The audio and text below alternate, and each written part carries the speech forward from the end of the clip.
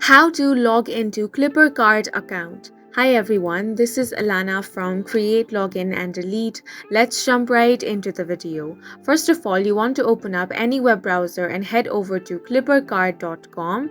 On this web page, if you are new, you want to click on the Register Clipper option.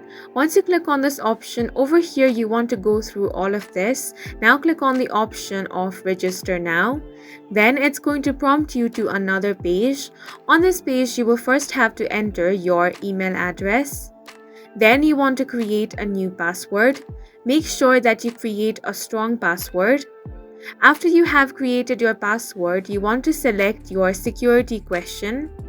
Once your security question has been selected, you want to type the answer to that security question. Now click on the Continue option. After following all the on-screen prompts, your new account will be created. After that, you want to click on the Login option. Now, you want to enter your email address, then enter your password and click on the Continue option. In case you have forgotten your password, click on the Forgot Password option.